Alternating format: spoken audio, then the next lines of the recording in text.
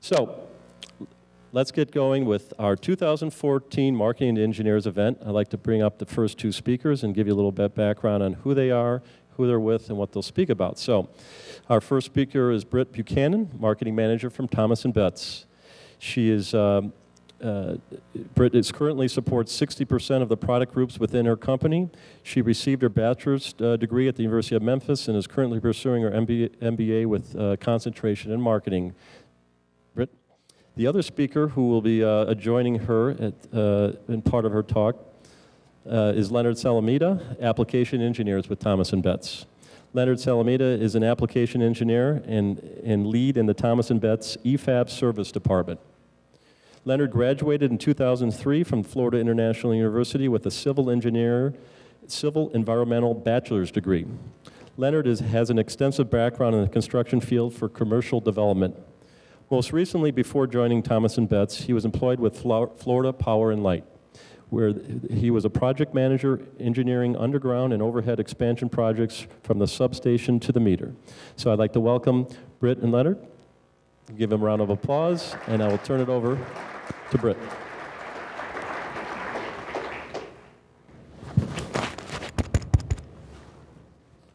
Britt, check it out. Brand new iPhone 10. Look at this baby.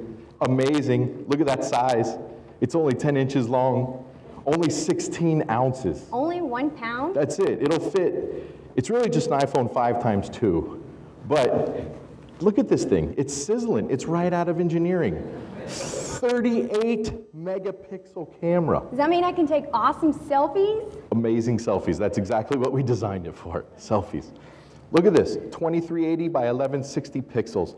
5,300 milliampere hour battery. Lasts for 42 days. Whoa. This thing is unbelievable. This will change the world. I'm just going to use it probably for Facebook, but everyone else that uses it, it is going to change the world. I need you to do what you do best. Take this to market. Leonard, that's a great product. I can't wait to help you take this to market. Thank you. First things first, we need to get a hero shot. Hero shot? Picture of me on the front? Of course, we're sending you to a photo shoot. Thank you. We're going to place this on the front of a Z-fold brochure, and we're going to blast it out to our entire customer base. We're going to get some aqueous coating on a 100-pound cardstock, and then we're also going to get some spot gloss. Well, I did not understand that, but I have faith that you will do what you do best, so please, take it to market. You gotta trust me. How many of you are familiar with both sides of the jargon that was just exchanged? A few of you. How many of you can actually relate to this happening on a daily basis, such as engineering or marketing, walking into your office and dumping all of this jargon on you, and then they leave and you find yourself wondering, what did we really even just talk about other than this awesome new product that needs to go to market? We use jargon in our everyday communications, but are we really understanding each other?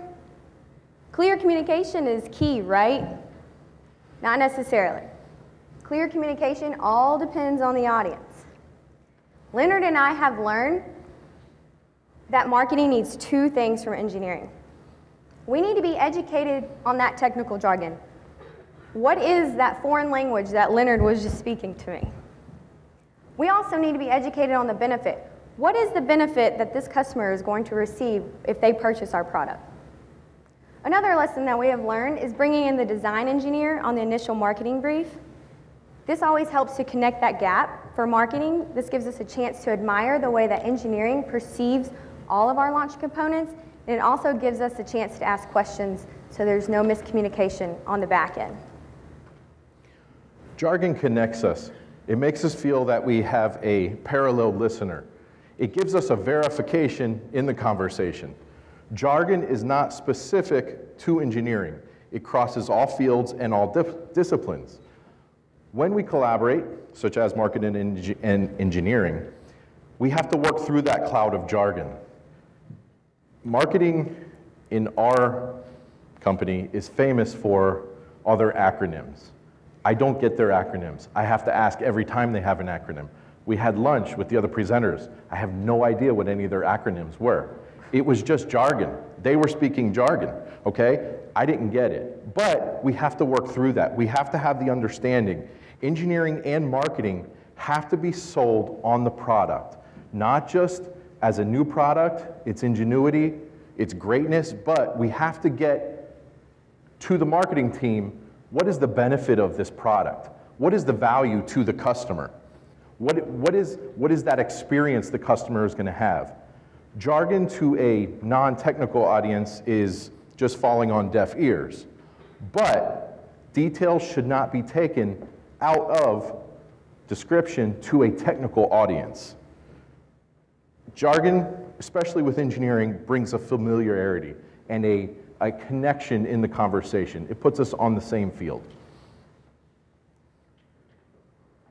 What it comes down to is trusting that each other knows what they're speaking about and learning to pick out the value from each point of view. We cannot accept that once we transfer our knowledge that the job is complete. Remember those two things I said marketing needs from engineering. We need to be educated on that technical jargon, and we need to know what the benefit is. Jargon depends on your audience. Find that common denominator, and that will help to determine whether you can throw your jargon around or not. So, what are engineers thinking? Good luck with that one. We're thinking proficient. We're thinking optimization. Okay? Anybody come through the airport on their way here? Anybody? The security line. Was that the perfect example of optimization? I think not. Why we have not fixed that, I don't know. Why we keep throwing more employees at it and it's still not being fixed. It's using old technologies. There's no optimization. The engineer, I know myself best, so I'll use myself as the example. Engineers know, I know, that I want efficiency, okay? When I go pay for something in a store, I go to Walmart, Target, whatever, if you're okay with that. Target, okay? I go to Target. When you go to pay, which line do you get in? Shortest. Engineers know majority of the population is right-handed, and your right leads. So you never go to the lines on the right. You always go to the left. Is that just me? They're usually shorter. Use a restroom. Maybe a little too personal. Use a restroom. Do you use the restroom on the right-hand side? Absolutely not. They're the most heavily used restrooms there are. So what do? You go all the way to the back and to the left. Is that just me? It's just me. Or maybe it's too personal. This is get to know Leonard time. We put product and we put situations in two categories, either needs improvement or needs fixing. The engineer typically will not accept the hard sale. We will be the most skeptical audience for a sale. We're okay with the technicalities. We're okay with the jargon. We're okay with the details. We're okay with all the data, all the comparison analysis. That's what we're comfortable with. That's where we're going to make our decision based on. Sometimes engineers are very concrete in their decisions. And that comes from training, and it comes just from your daily life and your profession. And we make our decision. It's based on fact. It's based on detail. It's based on comparison of numbers. It's not a pie in the sky. We didn't pull it out of nowhere. Now, I try to explain this to my wife, that typically my decisions are complete opposite of hers. But I try to explain to her, hey, I'm not just choosing this because it's the opposite, okay? I have my reasons. I have my proof. I have an Excel sheet to show you, you know? I can prove this, that my way is better. It doesn't always fly. It never flies, actually. And I get called names a lot. But anyways, we cannot impede a project with our concrete decision.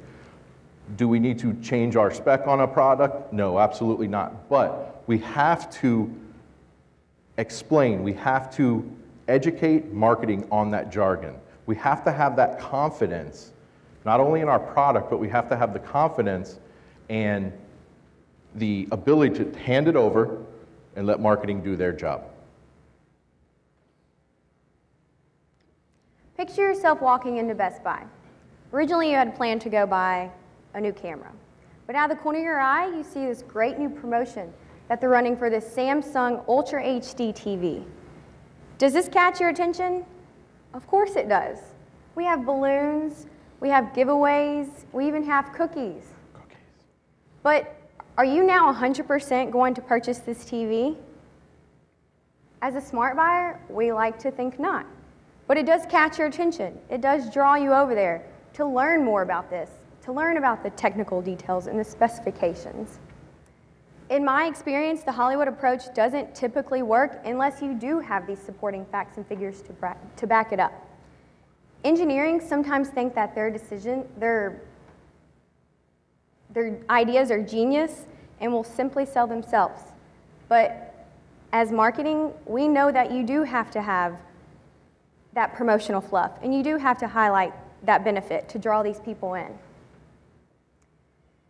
There's a saying in Texas that you can't be all sizzle and no steak.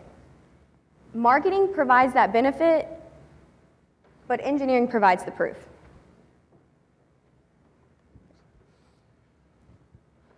David Packard of Hewlett-Packard said, "Marketing is too important to leave to the marketing department."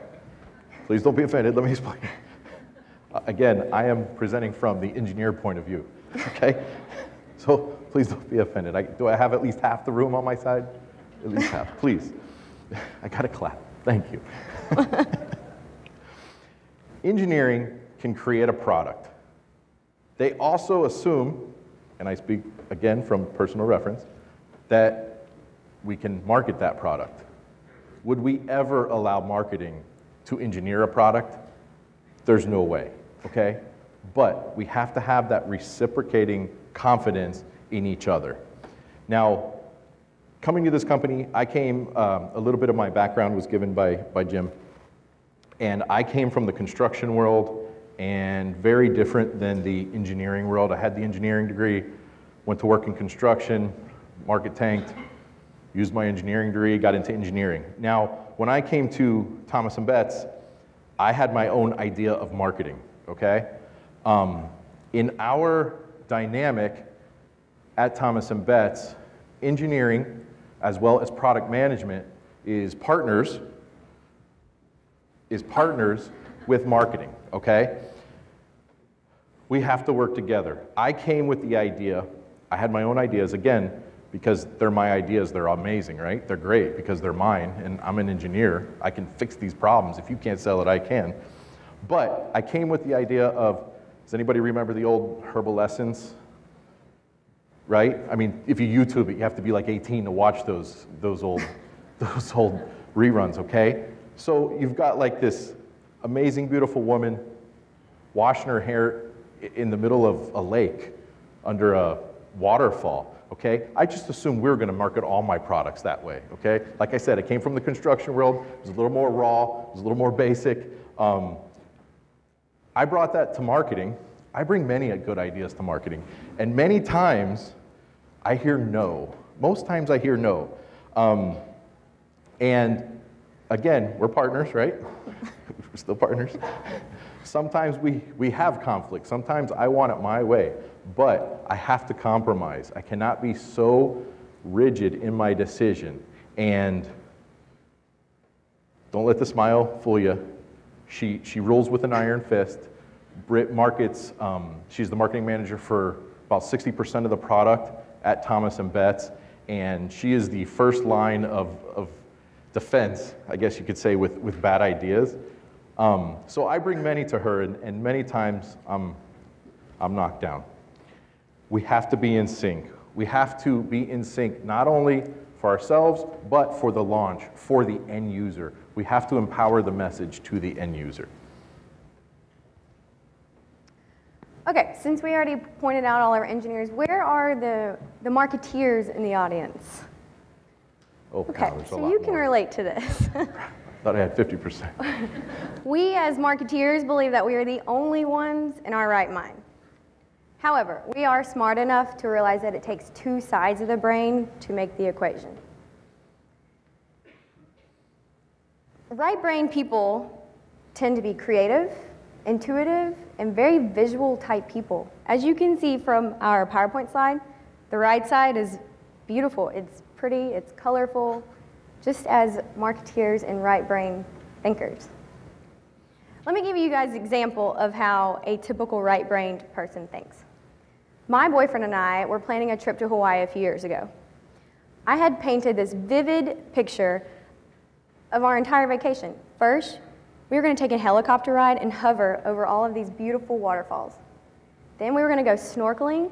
We were going to swim with these enormous sea turtles and swim throughout the coral.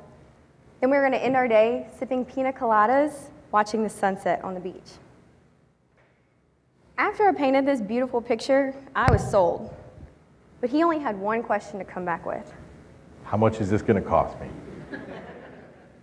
Very typical of not only men, but engineers and left-brain thinkers.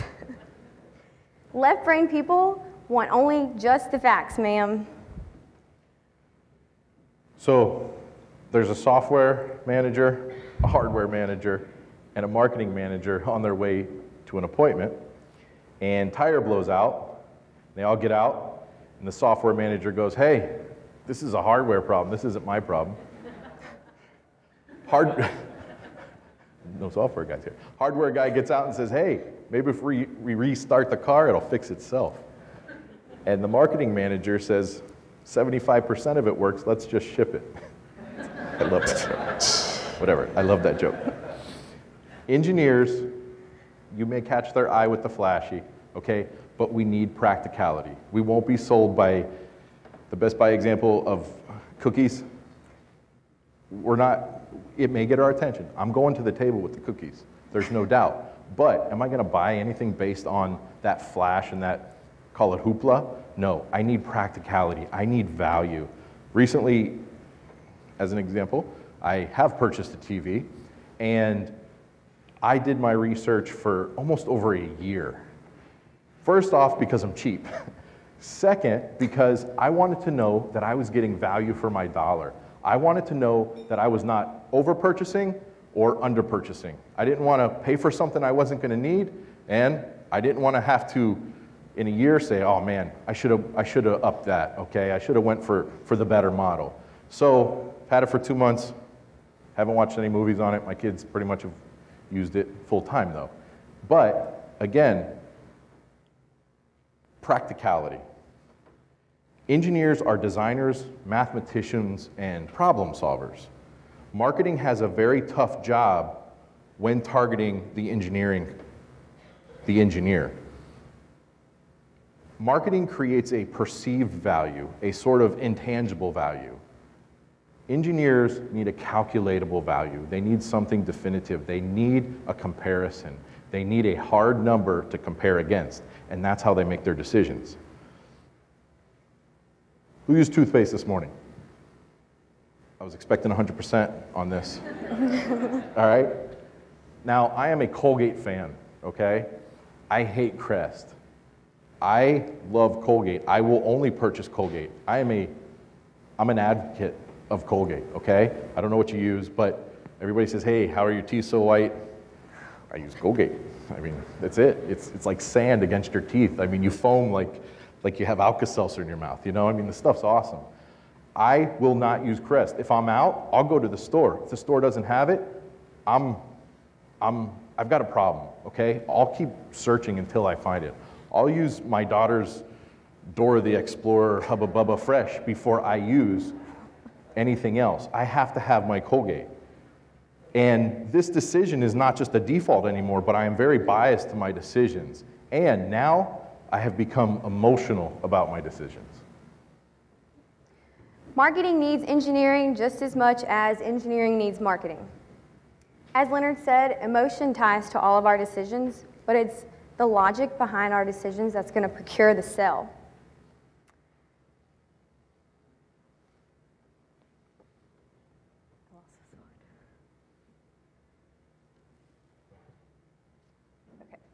We understand that you must have the supporting facts to back up all these launches, but it's the benefit that's really going to draw you in. It takes two sides of the brain to make this decision.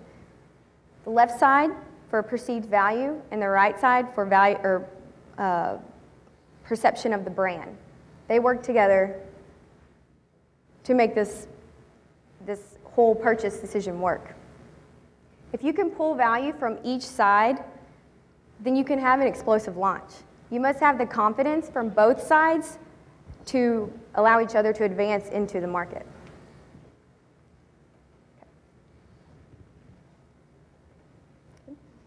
Why is marketing important? Marketing in our industry is especially important because a lot of our products are not impulse buys, but rather project-driven purchases. We're also faced with trying to market commoditized items. So compelling and constant marketing collateral and launches are key. Our type of buyer weighs the facts, makes comparisons, and buys based on what fulfills his requirements. We as marketing want to grasp your attention, but we also want to support it with all the technical details behind it. Think back to the Best Buy example. One would have never been drawn in if it wasn't for the balloons and the cookies. Engineers don't like the teasing and they don't like the superficial fluff. And we want these people to buy our product. But not only do we want them to buy our product, we want to make them an advocate of our brand.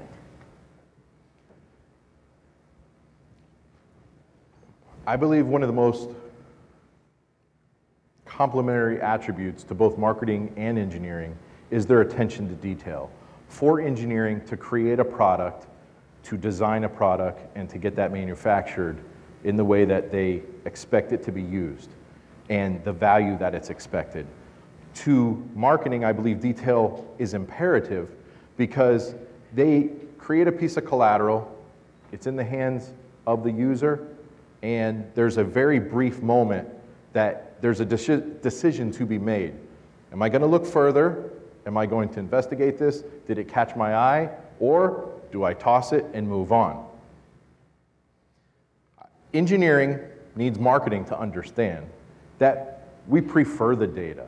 That's the sell for us. We prefer the evidence. We prefer the numbers. That is what's going to convince us. That's how we make our decision in our purchase, whether it be for purchase or whether it be for speccing in a product. Marketing needs engineering to understand. We cannot dump our jargon and expect everyone to understand that. We need to expand upon that. We need to teach our jargon and our ways, and not only about the product itself, but about the benefit to the customer. That is the whole point. We're not just trying to create a customer, we're trying to create repetitive customers. Leonard, guess what? What's up? I'm going to buy a new phone today. Really? What kind of phone? Only the new Apple iPhone 10, of course. Why would you choose that phone? Well, I've always loved Apple, but you sold me on the 38 megapixel for all of my selfies. Great. I'm glad we could make an advocate of you yet. We in our business are here to make advocates of all of our customers. It takes good engineering and good marketing to make that happen. Leonard and I encourage you all to have an open mind to work together in full alignment, not only to have successful product launches, but to make advocates of all of our customers. Thank you.